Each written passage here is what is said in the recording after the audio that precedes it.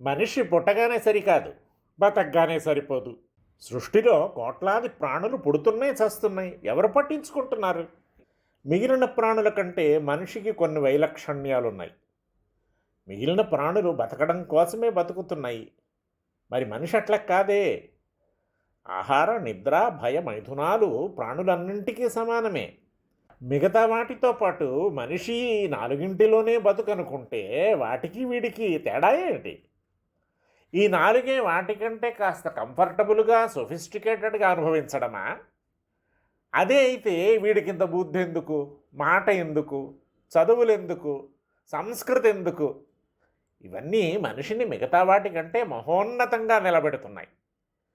మిగిలిన ప్రాణులు బతకడం వరకే అవి చెయ్యగలిగేది.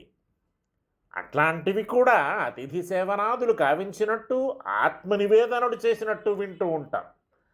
అంత అల్పపు స్థితిలో ఉన్న అవే ఆ మాత్రం చేసినప్పుడు ఎన్నో ఉన్న మనిషి ఎన్ని చెయ్యాలి? వీడికి వ్యక్తిగత జీవితంతో పాటు ఒక కుటుంబం ఉంది, వీడుంటున్న ఒక సమాజం ఉంది. ఈ అన్నింటి పట్ల ఒక బాధ్యత ఉంది. తాను బతకడంతో పాటు 10 మందిని బతికించగల శక్తి సామర్థ్యాలు వీడికి ఉన్నాయి. వీటిని వమ్ము చేసుకోకూడదు. యస్మిన్ జీవతి జీవంతి బహవాహ సతు జీవతి అన్నారు పెద్దలు. నీ బుద్ధి కానీ, నీ సంపదలు కానీ, నీ అధికారం కానీ అవసరం ఉన్నవారికి ఉపయోగపడాలి. కొందరుంటారు, యవ్వనంలో ఉన్నారు, ఐశ్వర్యం అబ్బింది, అధికారం సంప్రాప్తించింది, ఇంకా ఏం కావాలండి? ఎన్ని చేయవచ్చు, ఎందరిని ఆదుకొనవచ్చు, ఎందరికి ఆవాసం కల్పించవచ్చు, ఎందరిని అందలాలకెక్కించవచ్చు. ఏమీ చెయ్యరు.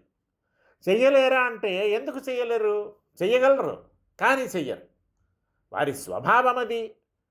అట్ట చేయగలిగి ఏమీ చేయని ఒట్టి నిర్గంధ కుసుమానికి అధికారం ఎందుకు అంటున్నాడు. ప్రాప్య చలానధికారాన్ శత్రుషు మిత్రేషు బంధువర్గేషు నాపకృతం నోపకృతం న సత్కృతం కింకృతం తేనా. ఎప్పుడు పోతుందో తెలియని అధికారం చేతికి వచ్చినా శత్రువులను మట్టుపెట్టలేదు, మిత్రులకు మంచి చెయ్యలేదు, బంధువులను ఆదరించలేదు. మరి వాడేం చేసినట్టు? అధికారం చాలా చంచలం. వచ్చిందంటే వీడు స్వీకరించే లోపలే చేయి దాటిపోతుంది. పైవాడి కటాక్షం వీడి మీద ఉన్నంతవరకే వీడి అధికారం. వాడి కటాక్షం ఎప్పుడు పోతుందో ఎప్పుడైనా పోవచ్చు. అంచేత అధికారం ఉండగానే చెయ్యవలసినవి చేసేయాలి. మిత్రులకు ఉపకారాలు చెయ్యాలి.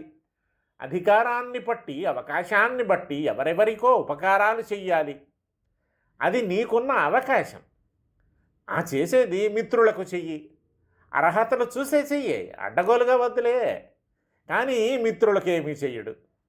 మిత్రులకేమిటి? ఉపకారాలు చేసే అవకాశం తనకు లభించినా ఎవరికీ ఏమీ చెయ్యడు. ఆ చెయ్యగలిగిన ఈవీ టీవీ వాడిలో ఉండవు. శత్రువులున్నారు, నిన్ను ఎన్ని తిప్పలు పెట్టారు, ఈ పదవి నీకు రాకుండా ఎంత అడ్డుపడ్డారు. వారికి తగిన శాస్తి అయినా చెయ్యే, మళ్ళీ నీ జోలికి రాకుండా. శత్రువులంటే వ్యక్తిగత శత్రువులే కానక్కర్లేదు. సమాజ శత్రువులందరూ వ్యక్తిగతంగా నీకు శత్రువులే.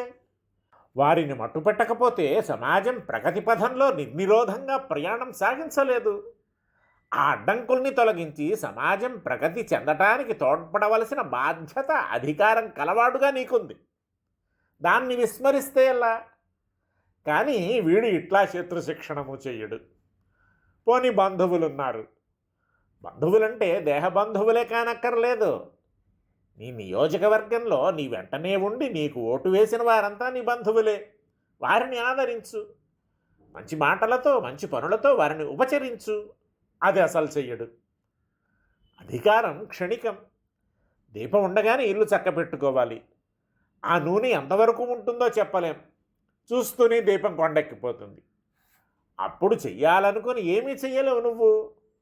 దిగువ చెయ్యి. నీ అధికారం ఉన్నప్పుడే దుండగలను అణచు. మిత్రులకు ఉపకారాలు చెయ్యి. నీ వారిని ఆదరించు. అయితే బంధుమిత్రుల పరిధి పెంచుకో. శత్రుముద్ర వేసేటప్పుడు బాగా ఆలోచించు. అప్పుడు నిన్నే దోషము అంటదు. మరి అధికారం వచ్చి ఏమీ చెయ్యని వీడు ఏం చేసినట్టు?